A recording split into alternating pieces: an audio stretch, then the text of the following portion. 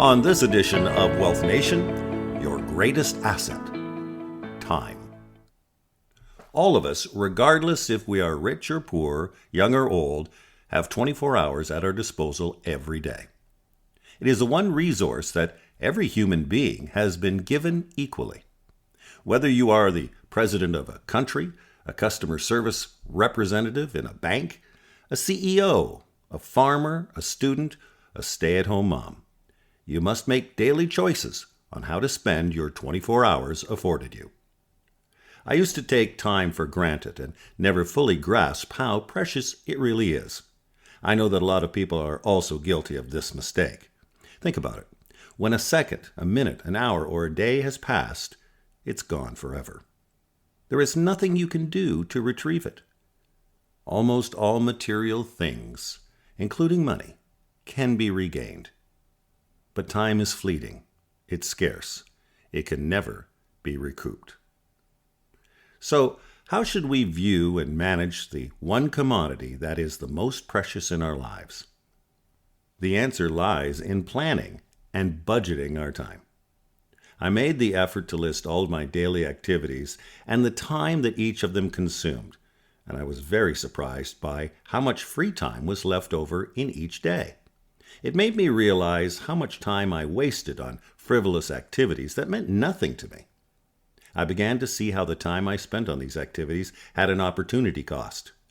Time I could have used more wisely on activities that were more important, enjoyable, even beneficial to me.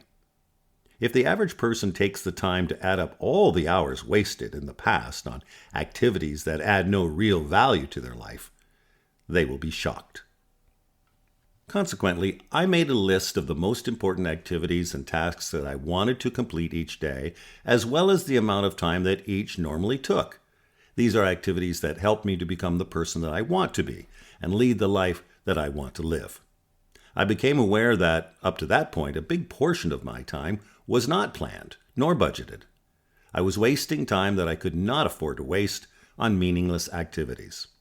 And since time is a fixed commodity for all of us, it meant that I often felt rushed, stressed, and unfulfilled at the end of the day because I was not accomplishing some of the goals and tasks that I considered important.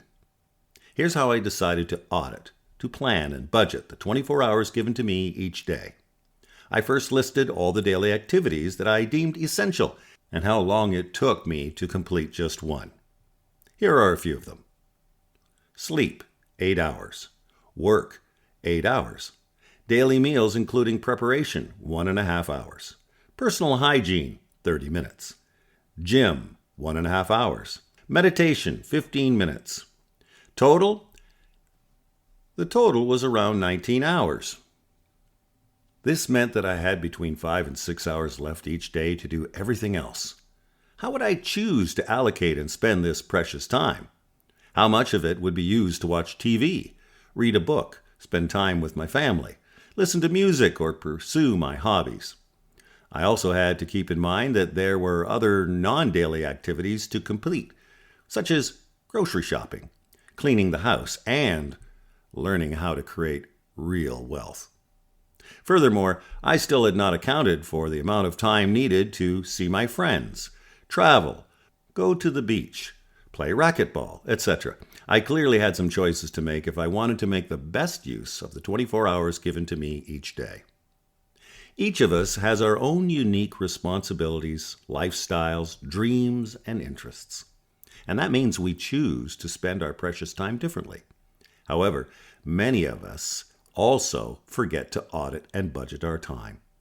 So we don't really use it wisely, and in a way, we will regret it later.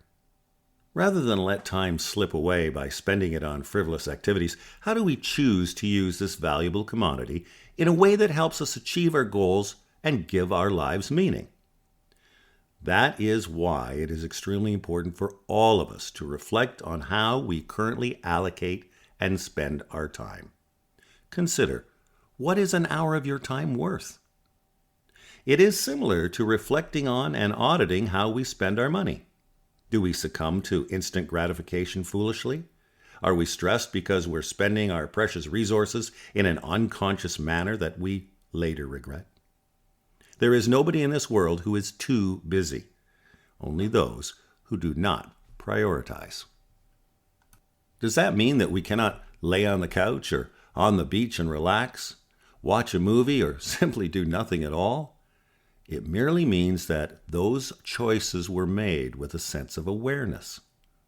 I am now more conscious and aware of how I spend my time, and it has brought more meaning, structure, and happiness to my life. There is a routine that I developed and adhered to almost every day, so that there is no guesswork involved when it comes to how to spend my time. I've learned to say no to activities that I once succumbed to, and I'm still constantly learning, improving, and trying to spend my time more wisely. As Harvey Mackay once said, time is free, but it is priceless. You can't own it, but you can use it. You can't keep it, but you can spend it. And once you've lost it, you can never get it back. How do you spend your time?